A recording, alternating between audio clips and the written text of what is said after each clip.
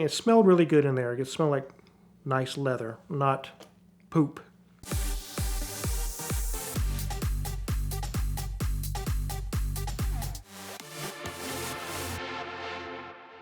Many of you who watch the Car Wizard channel have seen the Ferrari 308, which I no longer have. It is now sold. It has moved on. But what is the journey? How did I get that car? What are the stories behind it? It's very, very interesting, in fact. So this is Season 4 of Car Trek, which is Ferraris for the price of a Camry. Jared was helping try to nurse this 308 along. It had lots of problems. Lots of problems, and it barely would run. In the series, it's mentioned that they drove this thing 1,000 miles. In all actuality, it's more like 50. There's very many scenarios where the guys drove to this location when in fact the 308 was trailered to that location, and it appeared it had driven to that location. It actually wouldn't drive that far. So in the midst of filming these cars, we were at Dennis Collins' place in Dallas. It was everything wrong with him. They were trying to figure out what's wrong with each vehicle. And it kept just coming in the back of my mind. I was like, this might be an opportunity I can step into the world of Ferrari and not have to spend 80 grand doing it. That night in the hotel, I actually contacted Mrs. Wizard. So what do you think about this? Freddie wants 25 grand for this thing, as is, which at this time, it still had the doors on it, which I'll tell you more about here in a minute. We talked about it. I said, I think I could get this thing fixed. We could double our money or more. She agreed that, yes, that might be something we might be interested in. And so, me and Freddie made the deal. He didn't tell me a lot of the details behind it, though. The season was filmed, everything went on, and finally, it was time. It was Freddie and Jared at the time. They delivered the vehicle to me. I had the check ready to purchase the vehicle. I was excited, and they opened the back of the trailer, and the doors are missing. I was like, well, I was buying this car under the assumption that it had the doors. Oh yeah, we got them. They just need to be put back on. I was like, you couldn't put them back on? No, didn't feel like it. Didn't have time or... Okay, does it even run? Not really. I was thinking, oh no, what have I got myself into? Mrs. Wizard is going to be furious. She's going to be so angry with me. Luckily she wasn't. I calmed her down and said, hey, there's light at the end of the tunnel. I can fix this. I've been able to fix pretty much everything that's come our way here. We got it into the shop, and it had these weird, like a cannonball type of an interior. It had switches on the center console, and I kept smelling something while I was in there. It's like, it smells like the crack of someone's you-know-what. It smells really bad in here.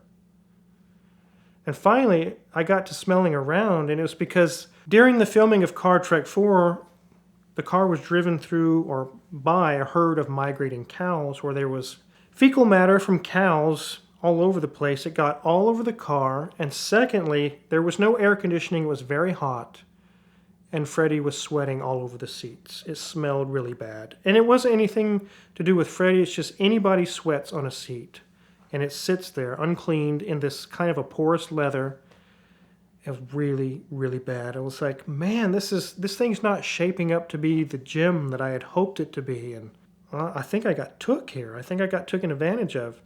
Anyway, we started diving in. There's wires and stuff missing and cut, and the interior was really bad. It smelled really bad. And I just said, you know what? This interior has to come out.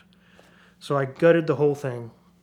I had my, at the time, upholstery guy who's no longer in business, he retired, reupholstered the whole dash, reupholstered the seats. So I got some actual 308. Actually, there were 328 seats I put in there. Had everything. It smelled really good in there. It smelled like nice leather, not poop. So now it's time to put the doors on. I go to put them on. They close. They don't close properly. The hinges were bent. The wiring that's supposed to go through the door was all cut. I had to fix that just to find out that the power windows don't work. That's why the doors were taken off in the first place, because there could be no airflow because the blower motor doesn't work. There was so many things on that car that did not work. I was kind of angry at Freddie at this for a little bit. I was like, this is a $10,000 car, a $15,000 car, and he just took me for a ride for $25,000. But there was light at the end of the tunnel still. It took 2 years to get this car sorted. And towards the end, I was having trouble with the carburetors and it was going to be super expensive. I talked to Jared from the Questionable Garage. He said, I can get a deal hooked up with Holly. I think we can get you hooked up with a complete fuel injection system. And it would be really cool. It would be the first Holly fuel-injected Ferrari in the world. They bought it. They thought that was a great idea. And Jared actually did very good work. It was amazing. Whenever I would start it, it started instantly every time. And it went into a smooth, perfect idle without fail. No matter the temperature, no matter what was going on, it was perfect. And when we went to drive it, the throttle response was perfect. It's probably driven better than when it was new. It really, really worked very well. We got the doors fixed, the windows fixed. Jared wired it so the computer would run the radiator fans and all that worked. And it really was a good car towards the end. It never would fail to start and it never would leave you stranded. I drove it all over the area around the shop. It never gave me any trouble. I said, this is the time to get my return on the investment. Not to wait till something else goes wrong or it gets wrecked or something bad happens. And me and Mrs. Wizard agreed it's time to sell. I put it up for sale, and as expected, which I thank Freddie, where I was so mad at him before, I was able to double my money on that car. And it's now in Oregon. A person bought it. They're going to take it to the next steps, get the cosmetics done on it, get the AC fixed, the blower motor, a few other things. And then they're going to take it to that next level. And actually, I think it's going to be a really great car for them.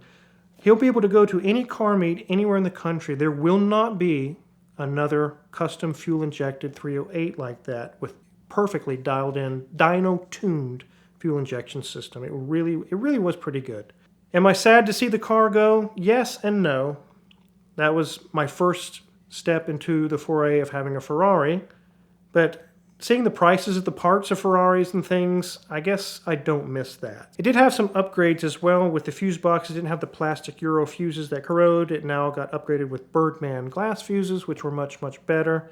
But one thing I really gained from that car that I get to keep today, even the car is gone, is though during COVID, my channel took off like a rocket. It really grew really fast.